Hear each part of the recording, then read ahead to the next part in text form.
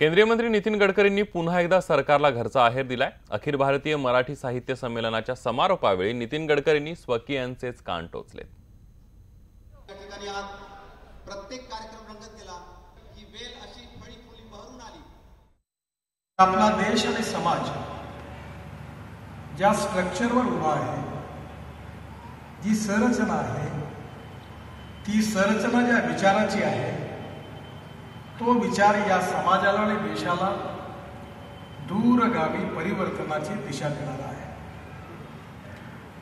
1947च्या आधी जेव्हा स्वाधीनता आंदोलन सुरू होतं, तेव्हा लोकमान्य टिळक आणि आगरकरांमध्ये एक वैचारिक विवाद होता। लोकमान्य टिळकांचं म्हणणं असं होतं की राजनीतिक स्वातंत्र्य पहिले मिळालं पाहिजे, आणि आगरकरांचं म्हणणं असं होतं की सामाजिक सुधारणा पहिले झाल्या पाहिजे। राजकीय स्वातंत्र्यही महत्वाचं होतं आणि सामाजिक सुधारणाही महत्वाच्या होत्या, आणि त्यामुळे यातली कोणती गोष्ट पहिले आणि कोणती गोष्ट नंतर हा विचाराचा विषय होऊ शकतो। पण सामाजिक आर्थिक परिवर्तन आणि राष्ट्र पुनर्निर्माण या गोष्टी कोणाच्या करता मतभेदाच्या किंवा मतभिन्नतेच्या असू शकत नाही। आणि आपला जो भारतीय समाज आहे, या समाजाला इतिहास, संस्कृती, विरासत, साहित्य, काव्य, संगीत, नाटक याची मोठी पार्श्वभूमी आहे। आणि विशेषतः महाराष्ट्राला आणि बंगालला जी साहित्यिक चळवळ आहे, नाट्य चळवळ आहे, संगीताची चळवळ आहे, कवितांची चळवळ आहे, यात एक वेगळा ठसा उमटवलेला आहे। आणि मराठी भाषेचं मोठेपण हे तुम्हाला ज्या दिवसापर्यंत लक्षात येत नाही, जोपर्यंत तुम्ही महाराष्ट्र सोडून बाहेर जात नाही। मराठी कविता, मराठी साहित्य, मराठी नाटक किती श्रेष्ठ आहे याचा परिचय मराठीपासून, महाराष्ट्रापासून दूर गेल्यानंतरच आपल्या लक्षात येतो। आणि म्हणून आज या मराठी सारस्वताच्या इतिहासामध्ये तुम्ही आज जे विचारमंथन केलेलं आहे, त्या विचारमंथनातून लोकप्रबोधन, लोकशिक्षण आणि लोकसंस्कार या तिन्ही गोष्टी होणार आहेत। मला आठवतं, माझ्या लहानपणी आमच्या नागपूरला एक ललित कला विहार म्हणून मंडळ होतं। मी प्राथमिक शाळेमध्ये होतो। माझ्या आईला साहित्याबद्दल बरीच आवड होती, आणि मी लहानपणी आईबरोबर कधी कधी बाळशास्त्री हरदासांची भाषणं ऐकायला जायचो। आणि कधी कधी त्या धनवटेनगर विद्यालयाच्या प्रांगणावर मला थोडं करपात्री महाराज, प्रभावती राजे, वि ग देशपांडे अशा अनेक भाषणं, ब म पुरंदरे अशी अनेक, शिवाजी सावंत अशी भाषणं ऐकण्याची संधी मिळाली।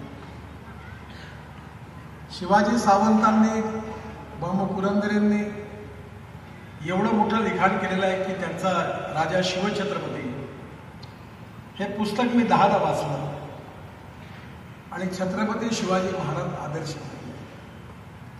पण छत्रपती शिवाजी महाराजांवर पुस्तक जर वाचायची संधी मिळाली नसती तर छत्रपती शिवाजी महाराज कधीच समजलेही नसते आणि आदर्शही झाले नसते।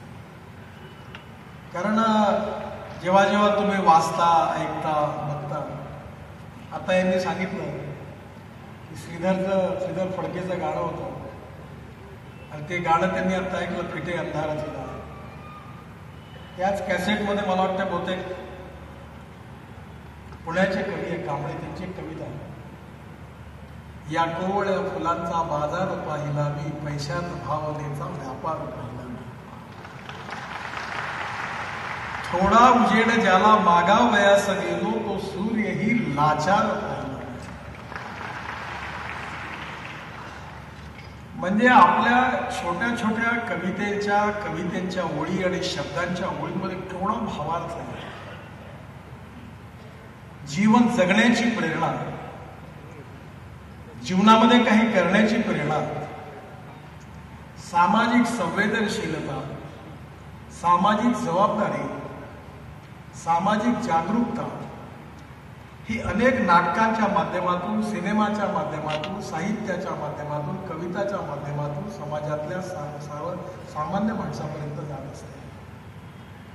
अनेक लोक अशी आहेत की आपण त्यांना विसरू शकत नाही। मधल्या काळामध्ये मी एकदा अमिताभ बच्चनला भेटलो, तर मी त्यांना म्हटलं की मला फायटिंगचे पिक्चर खूप आवडतात. त्यावेळी मी जंजीर आणि दिवार खूप 3 पाहिला होता, कारण त्यावेळी विद्यार्थी असताना धूम धडाक्याच्या सिनेमे आवडायचे. पण ज्यावेळी ऋषिकेश मुखर्जींनी आनंद सिनेमा काढला होता आणि तो छोटासा सिनेमा होता, त्यावेळी ऋषिकेश मुखर्जी आणि अमिताभ बच्चन, राजेश खन्ना यांच्यामध्ये एक शर्यत लागली होती. राजेश खन्ना असं म्हणाले की हा सिनेमा चालणार, आणि ऋषिकेश मुखर्जी म्हणाले की हा काही चालणार नाही. त्यांनी सांगितलं की हा चालणार, हा जर चालला तर माझ्या पुढच्या सिनेमाला तुम्ही फुकट दिग्दर्शन द्या, आणि हा जर नाही चालला तर तुमच्या पुढच्या सिनेमात मी फुकट काम करेन.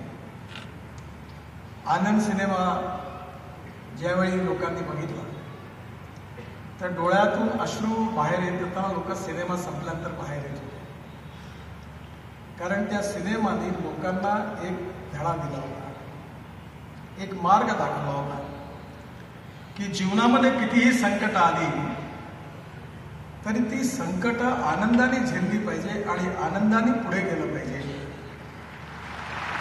याचा संदेश.